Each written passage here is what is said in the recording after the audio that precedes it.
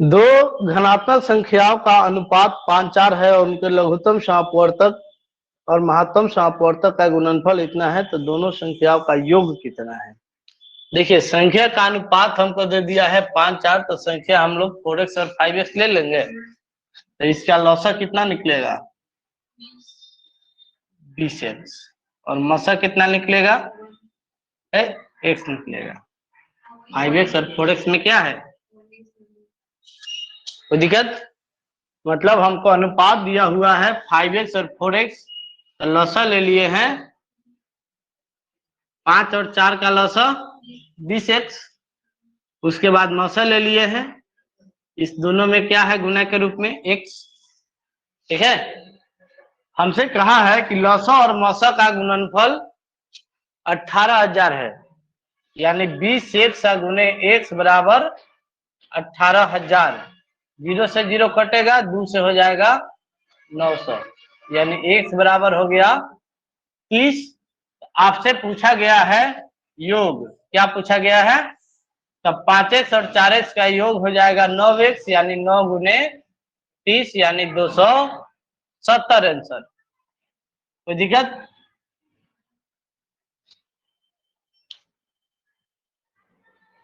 ठीक है। इसके बाद है 4 नंबर। 50 छात्रों के प्राप्तांकों का मात्र 40 था, बाद में पता चला कि 43 को गलती से 23 पढ़ लिया गया था, सही मात ज्ञात कीजिए।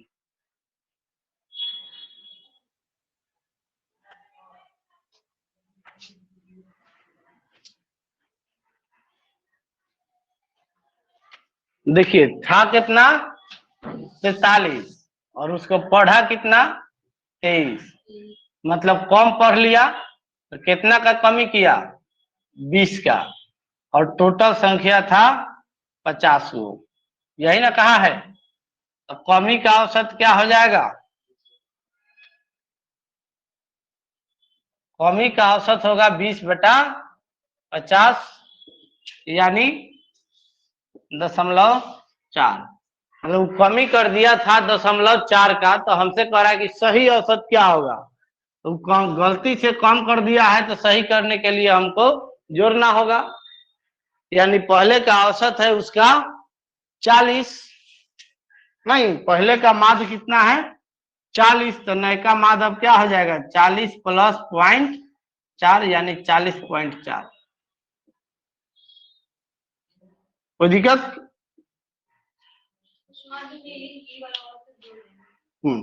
वो गलती से घटा दिया है, तो सही करने के लिए हमको क्या करना होगा, जोड़ना होगा। इसके बाद है 7 नंबर। दो संख्याओं का लौसा मौसा क्रमशः इतना है, उन संख्याओं में एक संख्या 100 है, तो दूसरी क्या होगी। आप लोग आगे पढ़ते हैं और पीछे भूलते हैं, मिटा दे।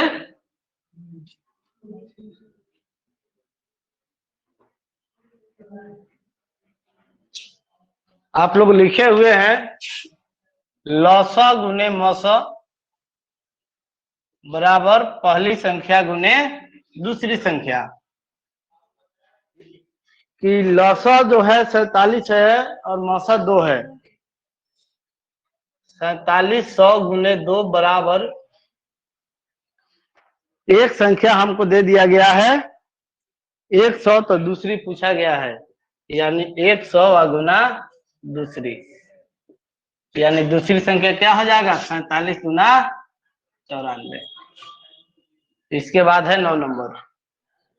हम आपको बताए हुए हैं कि कभी भी CI में आपको मूलधन मानना पड़े तो क्या मानिएगा 100/r के पावर टाइम्स, ठीक है। क्या मानना है 100/r के पावर टाइम। 5% का दर दिया हुआ है, तो 100/5 और 3 साल का बात किया है, यानी 20 के पावर 3, वैल्यू कितना आ जाएगा 8,000। तो हम लोग 8,000 मूलधन मानने के लिए इतना काम करेंगे, माना कि मूलधन 8,000, बात समझ गए। तो अब 3 साल वाले का कॉलम तैयार कर दीजिए, है ना, और 8,000 का 5% निकाल दीजिए, कहा कि 5% का दर है 8 × 5 = 40, ये हो जाएगा 400, 400 और 400। कोई दिक्कत? अब इस 400 का ब्याज निकाल के यहाँ डाल दीजिए 5% के हिसाब से। 5 चौका 20 और ये 20 दूना 40। अब इसका ब्याज यहाँ डाल दीजिए, यानी 20 का 5%, 1 रुपया। कोई दिक्कत? तो पूरा हो जाता है CI। क्या होता है? ये पूरा हो जाता है CI और पहला लाइन हो जाता है SI। हमसे कहा है कि वही दर वही ब्याज रहेगा, तो CI कितना होगा? अगर चक्रवृद्धि ब्याज 6305 है तो यहाँ पर पहले ब्याज हमारा कितना आया? 4 × 4 = 16, मतलब 4 × 3 = 1261। कितना आ गया? 1261। और यही बराबर हमको दे दिया है कितना? 6305। बुझिएगा, यानी 12 × 5 = 60, 1 बराबर क्या आ गया? हमसे पूछा है SI, तो SI कितना है? 1200।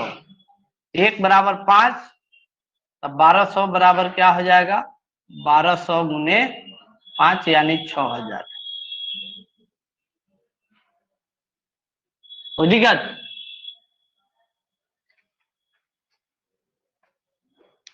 देखिए एक आयत है जो 28 और 24 है, तो पहले इसका क्षेत्रफल निकाल दीजिए। 28 है और 24 है, तो इसका क्षेत्रफल क्या हो जाएगा? 28 × 24 कितना हो जाएगा? 28 × 24।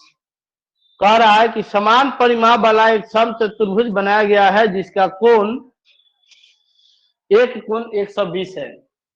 इसका परिमाप कितना हो जाएगा? हमको कह रहा था परिमाप हम लोग निकाल लिए हैं क्षेत्रफल। परिमाप इसका निकालिए, क्या हो जाएगा? 28 × 4 = 32 और 20, 52 × 2 यानी 104। कोई दिक्कत? अब देखो समचतुर्भुज है तो क्वेश्चन आसान हो गया, ठीक है ना? देखिए सबसे पहले आपको क्या करना है, हमको कहा है कि एक आयत है जिसका लंबाई चौड़ाई मतलब बीमा 24 और 28 है, तो हम एक आयत बना दिए जो 28 और 24 ले लिए, ठीक है। अब इसका परिमाप निकाल दिए, कितना आ गया? 104। अब इसी को कन्वर्ट करना है समचतुर्भुज में जिसका परिमाप बराबर हो। तो समचतुर्भुज का गुण होता है क्या चीज? सारा भुजा बराबर। तो सारा भुजा जैसे समान होगा, 4x बराबर 104 हो जाएगा, यानी x बराबर 4 दूना 8, x बराबर कितना आ जाएगा? आपको इसमें एक खास बात कह दिया है कि ये कोण 120 है, तो ये 120 है तो ये कितना होगा? 60। कितना होगा? और समचतुर्भुज का जो विकर्ण है बराबर भाग में बांटता है, तो ये भी 60 और ये भी 60, मतलब ये हो गया समबाहु त्रिभुज जिसका भुजा है 26। अब एक त्रिभुज का क्षेत्रफल निकालेंगे, 2 से गुना कर देंगे तो त्रिभुज का क्षेत्रफल आ जाएगा, ठीक है। तो त्रिभुज का क्षेत्रफल क्या हो जाएगा? √3/4 × भुजा का स्क्वायर यानी 24 गुने, तो ये आ गया हमारा इस एक त्रिभुज का क्षेत्रफल। उतना ही क्षेत्रफल इसका भी होगा, तो 2 से गुना कर दीजिए, 2 से इसको काट दीजिएगा तो 2 और 2 से इसको काट दीजिएगा तो 13, यानी ये हो जाएगा 13 × 6 = 78 के 8 हाथ में 7, 13 दूना 26 और 7 348, 26 और 7 33, 338√3। देखिए 12 में कहा है कि sin 25 cos 35, sin 25 cos 35 plus cos 25 sin 35। आप लोग फॉर्मूला लिखे हुए हैं sin A × cos B plus cos A × sin B। किसका होता है? साइन ए प्लस बी का। यानी इसके जगह आप क्या लिख सकते हैं? साइन 25 प्लस 35, 35 अपन 40, यानी ये हो जाएगा साइन 60 यानी √3/2। ठीक है। नंबर क्वेश्चन है, उसमें 151 आपका 2 बार है।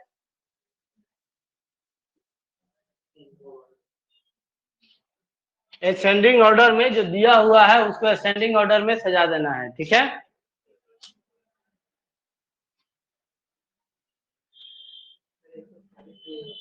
भी 140 भी है, 150 है, 140 है, और क्या है इससे छोटा कोई? 153 दुबेर है। और देखिए 158 भी 2 बार है। इसके बाद 165 है और इसके बाद 170 है। और कोई है? अब लिखा गया। अब इसके बीच में जो पड़ेगा वही माध्यिका है। 1 2 3 4 5 6 7 8 9, 1 2 3 4 5 6 7 8 9 10। तो देखिए बीच में 2 गो पड़ जाएगा, 10 गो है तो काहे कि 5 दूना 10 होता है। कौन कौन होगा? 153 एगो 153। तो इसका औसत निकाल दीजिएगा, अलग अलग रहेगा तो औसत निकाल दीजिएगा। यहाँ पर आपका 153 हो जाएगा काहे कि दोनों समान है। ठीक है। जैसे इसको 2 गो जब बीच में आएगा ना तो 153 प्लस 153/2, ये हो जाएगा 256 सॉरी, ये हो जाएगा 306/2, कट किया जाएगा आपका 153। नहीं, बिना पढ़ले आप लोग लिखवाते हैं। अंतर कह रहा है आरटीआर और एटी का अंतर कह रहा है। आरटीआर और एटी का अंतर कह रहा है, तो हम इसका वैल्यू निकाल देंगे। सब जगह घटा के देखिए, जहां कम होगा, सॉरी जो अधिकतम पूछ रहा है तो जहां अधिकतम होगा वही उत्तर होगा। जैसे हम एगो को घटा देते हैं।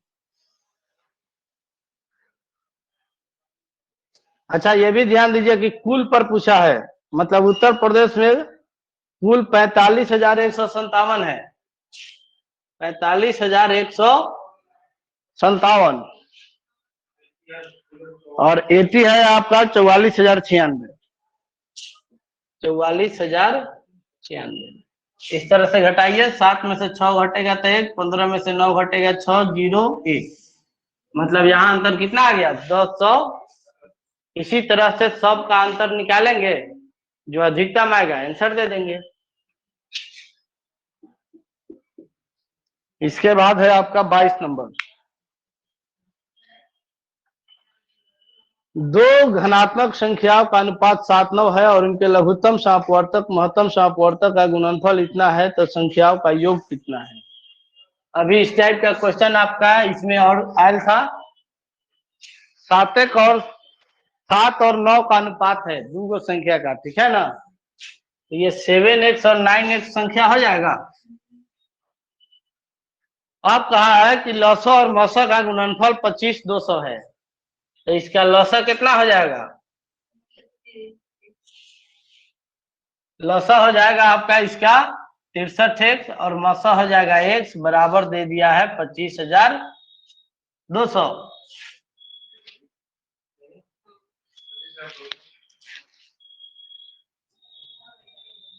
ठीक है। यानी ये हो जाएगा आपका 4 बार में कटेगा क्या? 4 बार में कट जाएगा। 4 तिहाई 12 के 2 हाथ में 1, 6 चौका 24 और 1 25, यानी x बराबर क्या आ गया? 20। तो संख्या का योग पूछा है, तो 9x और 7x का योग हो जाएगा 16x यानी 16 गुने 20, 320 आंसर। ठीक है, इसके बाद है 25 नंबर।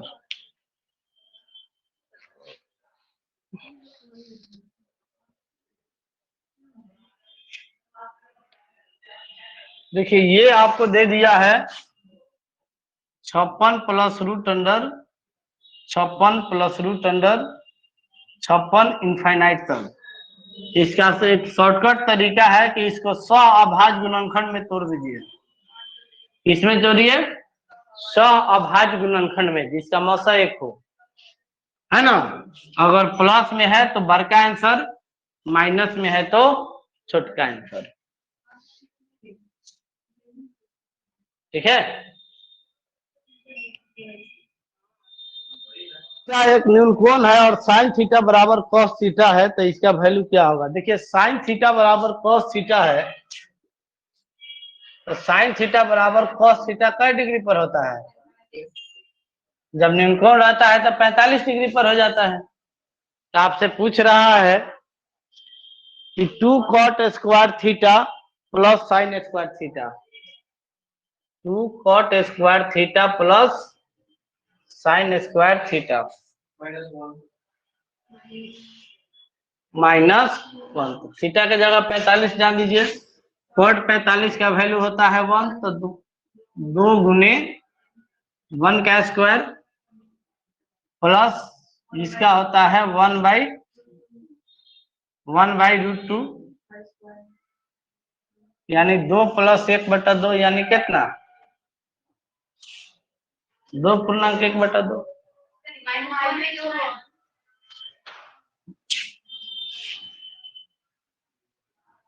-1 भी है तो -1 भी कीजिए, यानी 1 प्लस 1/2, यानी 1 पूर्णांक 1/2।